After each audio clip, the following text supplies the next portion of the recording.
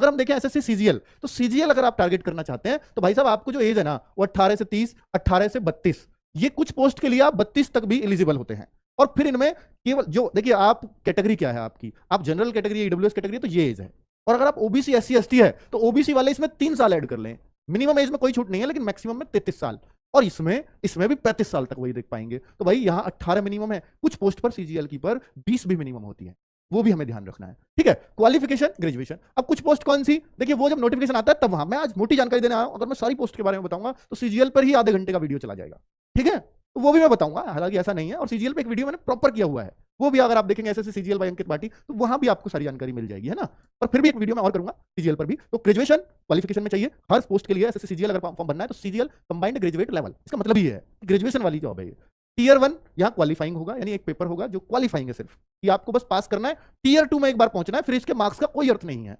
Tier 2 के साथ ही आपका एक स्किल टेस्ट होता है जिसको हम टाइपिंग टेस्ट कहते हैं, और ये जो टाइपिंग टेस्ट है क्वालिफाइंग है, इसके कोई मार्क्स नहीं है। और इसकी जो स्पीड होती है ना वो भी बहुत ज्यादा नहीं होती, आपको 400 शब्द 15 मिनट में टाइप करने होते हैं। अगर आप इसको निकालोगे तो शायद ये 26.6 WPM की स्पीड बनेगी, वर्ड पर मिनट। तो 26-27 की स्पीड कोई भी टाइप कर देगा, और ये इंग्लिश में होती है।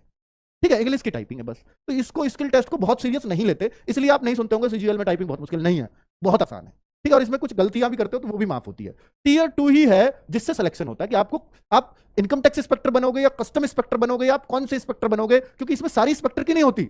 अगर आप सीजीएल की बात करेंगे तो आपकी जो पोस्ट होगी वो भाई साहब ऐसा है जो मिनिमम सैलरी है इसमें। अगर आप सीजीएल लेते हैं तो मिनिमम सैलरी आपको कम से कम 45,000 की मिनिमम सैलरी पे पोस्ट मिलती है। लेकिन अगर आप कोई पोस्ट लेते हैं कि भाई जो हायर साइड की है, यानी इनकम टैक्स इंस्पेक्टर, उससे भी ऊपर है, उसकी जॉब कभी कभी आती है लेवल 8 की, डबल ए की। ठीक है, तो ये मैक्सिमम जो आपकी सैलरी है 85,000 तक चली जाती है। तो ये एक रेंज है।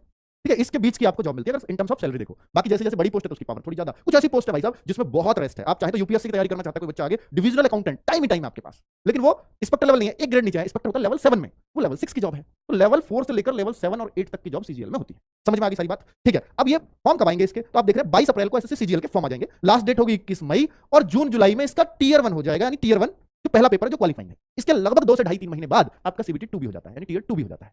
ठीक है, सीबीटी इसलिए कह रहा हूं क्योंकि कंप्यूटर बेस्ड टेस्ट ही होता है, सीबीई कहते हैं यहाँ पर।